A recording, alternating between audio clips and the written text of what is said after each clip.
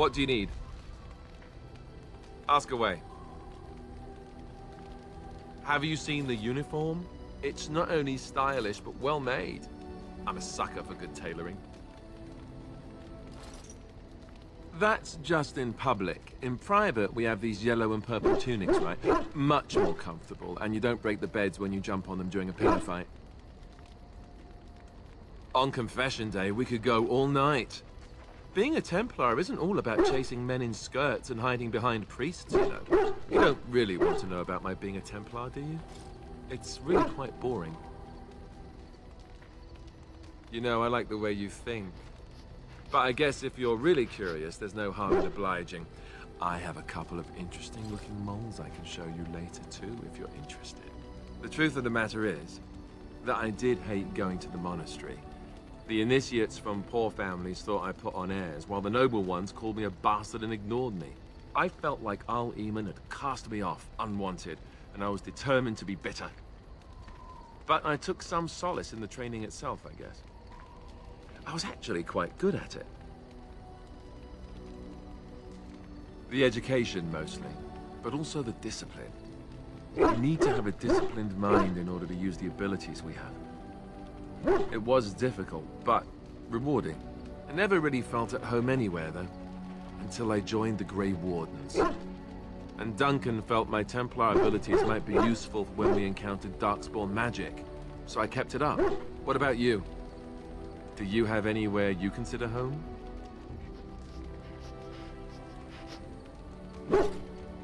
It is. I didn't know you felt that way. We won't always be traveling like this, you know. Once the war is over, once the Blight is... well, a time will come when we'll have to think about having a real home again. Though that seems like a far ways off.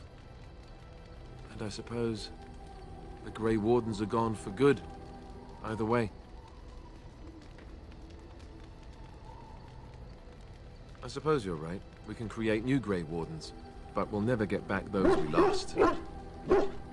I wonder if it would ever feel the same. Anyhow, now I've sidetracked us. We'd better get back to what we're supposed to be doing right now. What do you need? Ask away. Such as they are. About the Grey Wardens, anyhow. Fair enough. What do you need?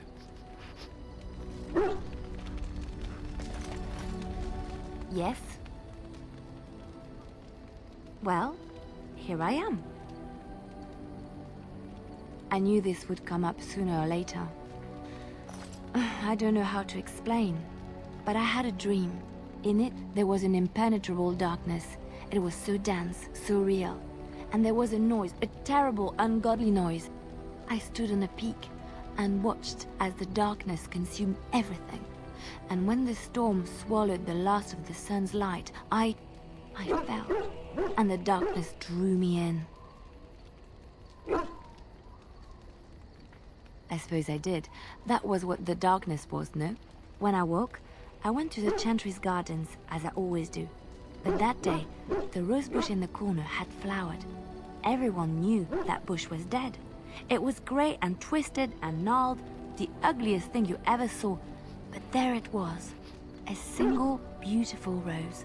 It was as though the Maker stretched out his hand to say, even in the midst of this darkness, there is hope and beauty. Have faith.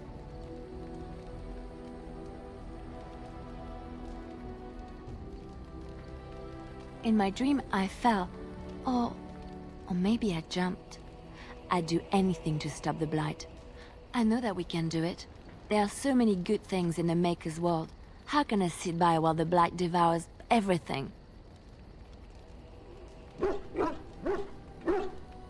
He's still here. I hear him in the wind and the waves. I feel him in the sunlight that warms my skin. I know what the Chantry says about the Maker, and what should I believe? What I feel in my heart, or what others tell me?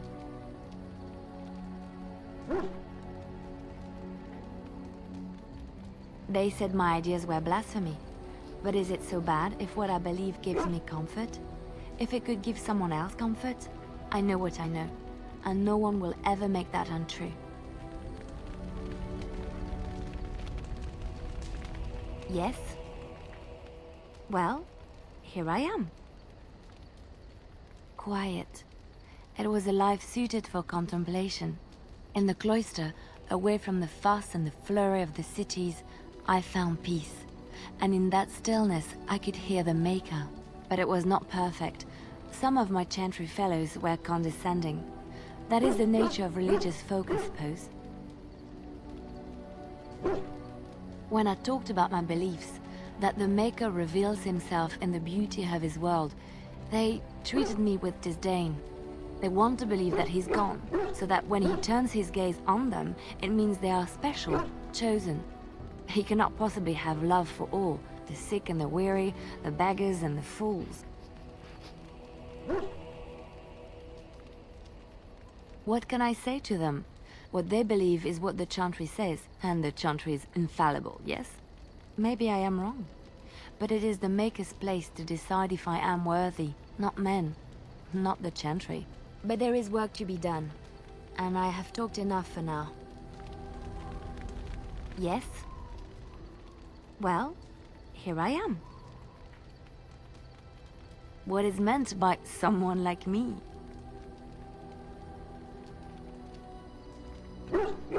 Did you think I was always a cloistered sister? The Chantry provides succor and safe harbor to all who seek it. I chose to stay and become affirmed. I was a traveling minstrel in Orlais. Tales and songs were my life. I performed, and they rewarded me with applause and coin. And my skill in battle? Well, you pick up different skills when you travel, yes? Yes, of course. Let's move on.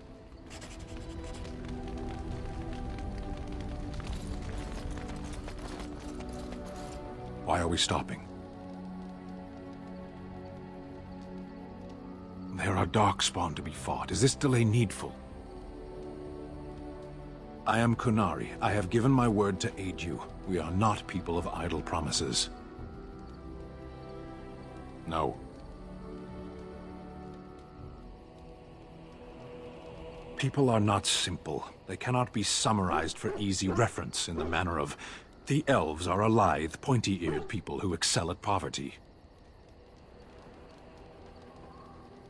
I am. I have always fought in war, human. My people have been at war since the moment we set foot in the Northern Islands. We do now. Somewhere else. No. I was born in Seheron. Of the land we came from, I know nothing, not even its name. I do not see how this matters. Seheron and Parvolan are distant. Ferelden and the Darkspawn are immediate. You are concerned. No need. I am fit enough to fight. As you wish.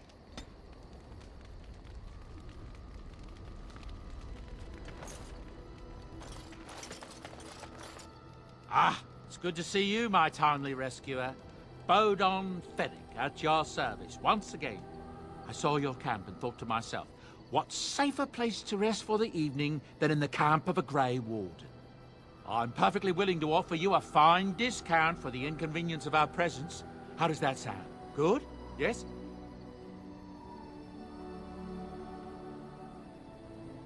I can see why you might be suspicious, being a Grey Warden and all. Were I in your shoes, I would feel the same way. Trust me when I say that my encountering you here was serendipity and nothing more. I travel a lot, so I'm bound to meet everyone on the road eventually. If you prefer, I'll take my boy and be on my way. But regretfully, you're the safest spot on this road, without a doubt. Wonderful. Thank the kind lady, won't you, boy? Thank you, kind lady. We won't be a bother to you and your companions, I assure you.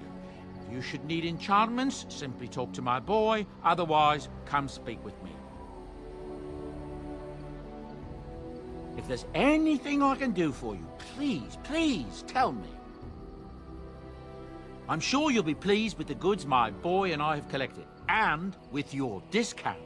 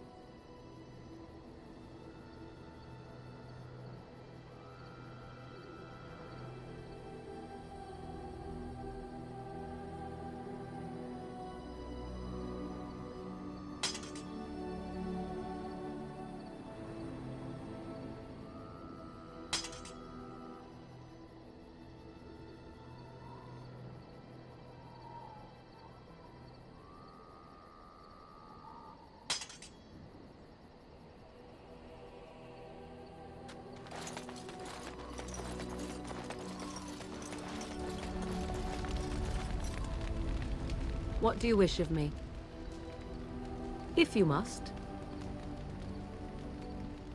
I cannot teach you, no, but any other mages that cared to learn, yes, I could do that. Send whoever you wish my way, and I shall teach them what I can in the camp, provided they possess the will to even make the attempt. What do you wish of me? If you must. Why do you ask me such questions? I do not probe you for pointless information, do I? Oh, what luck. What is it you asked? If I grew up in the wilds? A curious question. Where else would you picture me? For many years it was simply Flemeth and I. The wilds and its creatures were more real to me than Flemeth's tales of the world of man. In time, I grew curious. I left the wilds to explore what lay beyond, never for long. Brief forays into a civilized wilderness. Would you not do the same? Your world is an unforgiving and cold place. The wilds I hail from is home to me, and I a natural denizen. For all that I had been taught, however, the truth of the civilized lands proved to be overwhelming. I was unfamiliar with so much. So confident and bold was I, yet there was much that Flemeth could never have prepared me for. Equal parts daring and foolhardy, perhaps. Only once was I accused of being a witch of the wilds, and that by a chastened who happened to be traveling with a merchant caravan. He pointed and gasped, and began shouting in his strange language, and most assumed he was casting some curse upon me. I acted the terrified girl, and naturally, he was arrested.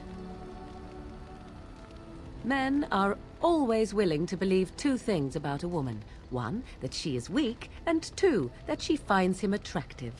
I played the weakling and battered my eyelashes at the captain of the guard. Child's play.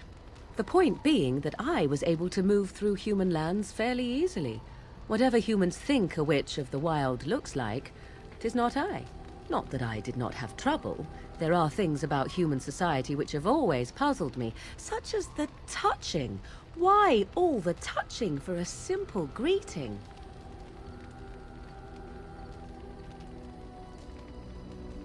To begin with, yes. What is the point of touching my hand? I find it an offensive intrusion. There were many nuances that Flemeth could never tell me of. When to look into another's eyes. How to eat at a table. How to bargain without offending. None of these things I knew. I still do not understand it all, truth be told, but then I gave up long ago any hope of doing so. When I returned to the wilds last, I swore to Flemeth that I had no intention of leaving again. Yes, here I am. Well, let's get on with it before the ground opens up and swallows us, yes? What do you wish of me? If you must. My mother has been hunted from time to time, yes, by Templar fools like Alistair, which should tell you how successful they generally were. Flemeth made a bit of a game of it, in fact. The Templars would come again, and she would look at me and smile and say that the fun was to begin once more. I am unsure. I was too young to understand, and perhaps 'twas bravado on Flemeth's part, or perhaps she was merely amused. I will never know. Flemeth would warn them, once. 'Twas a warning they inevitably failed to heed. And then the true game began. Often Flemeth would use me as bait. A little girl to scream and run and lure the Templars deeper into the wilds and to their doom.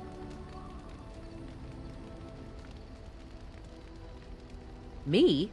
No, I never did any of the killing, until later. And even then, Flemeth was a glutton for that sort of thing. Thankfully, the wilds is a vast place. Once they found us, Flemeth would simply move us elsewhere, and we would be lost within the forest once again. I did not understand the danger we faced until I was much older. I had never heard of apostates or maleficarum.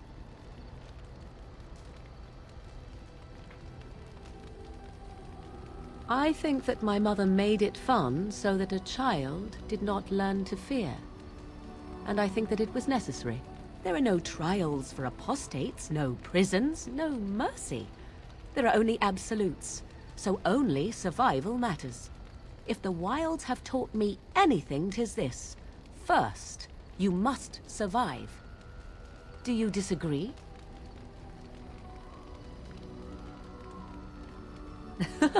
An enlightened view, or at least an agreeable one. Enough of this talk. Let us return to the task at hand. What do you wish of me?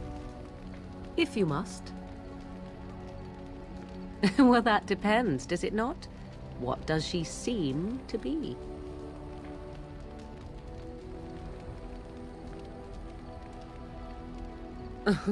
Sometimes I do wonder the very same thing.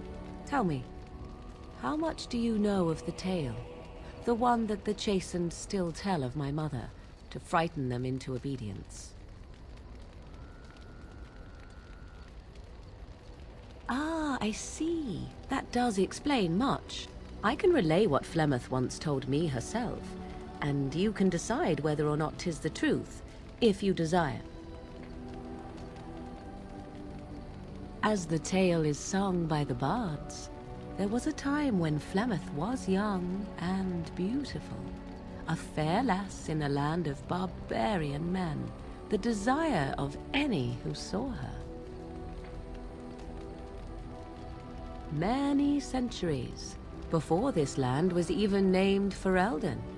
The tales say that Flemeth fell in love with Osen the Bard, and fled the castle of her husband, the dread Lord Conobar, and that he swore vengeance for her infidelity. In truth, my mother claims that 'twas Osen who was her husband, and Conobar the jealous lord who looked on from afar.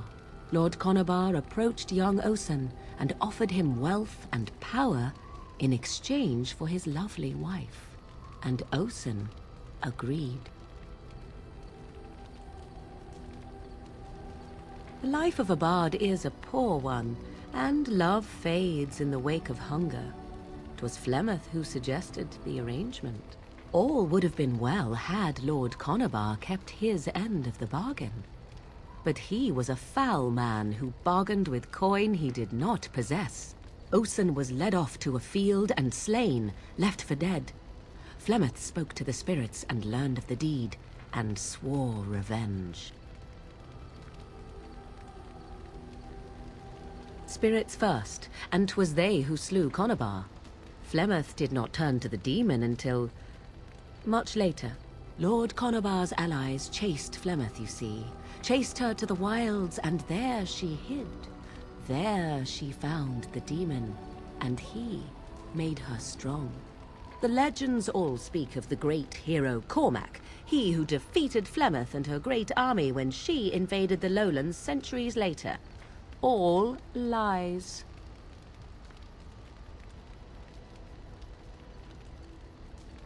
The truth of the matter is that there was never an invasion. As Flemeth tells it, the Chastened never raised an army under her banner, and she never fought with any warrior named Cormac. Cormac led a brutal civil war against his own people, and later claimed it was to vanquish evil that had taken root amongst the lords. Thus, he was hailed a hero. Flemeth was only attached to the legend much later.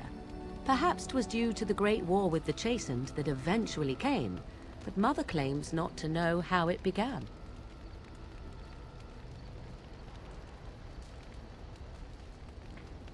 I do not believe everything that Flemeth claims.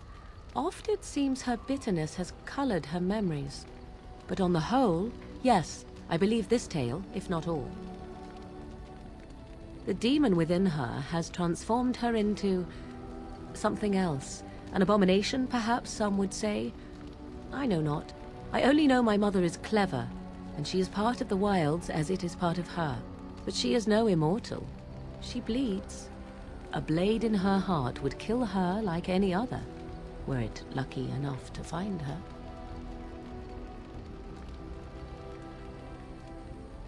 You ask if I have sisters. I have asked of this myself. The stories tell of many witches of the wilds after all, not just the one, and these tales existed long before I did. Flemeth refuses to speak of other daughters, if they existed. So, should I believe I am her first?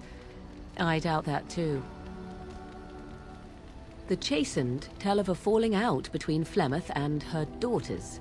They say that one day she hunted them all through the wilds and ate their hearts. It may be true. I have never seen another witch or heard of one. Perhaps one day Flemeth will eat my heart as well. How often is this usually? Always? If not always, then when is it not true? There are more things in this world and the next than you or I could ever hope to understand. What Flemeth became is a mystery. I suspect even to her. Flemeth tells it with far more embellishment than I, but you are welcome. Dare I ask of your own mother? Few are abominations of legend, 'tis true, but I find myself curious nevertheless.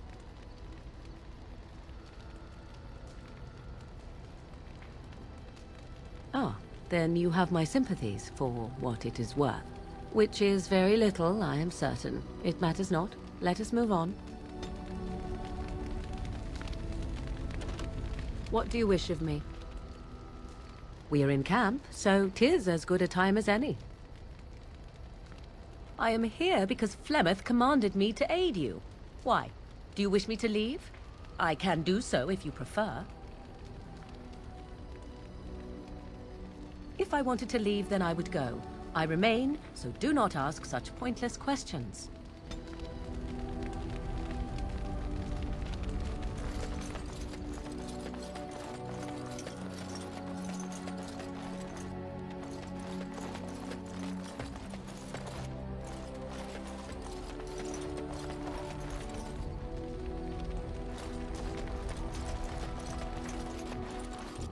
Oh, why, you little... Oh, you're so funny. Such rapier wit. Your furry friend here took offense at me getting near his food. He snapped at me. Look.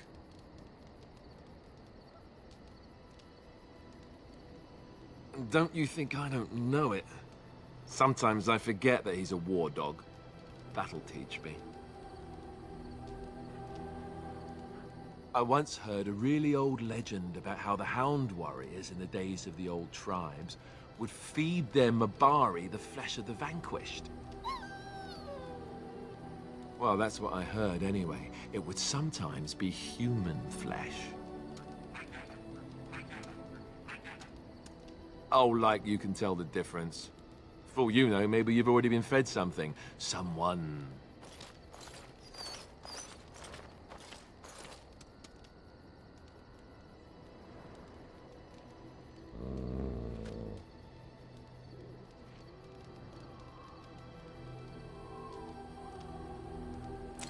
Look at what your fool dog placed in my pack.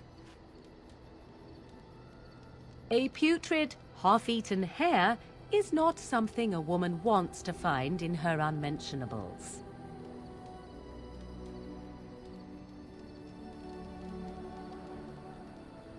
I think I have enough meat where it counts, and I certainly don't need it in my pack. The dirty mongrel can have this back. There. And tell him not to do it again.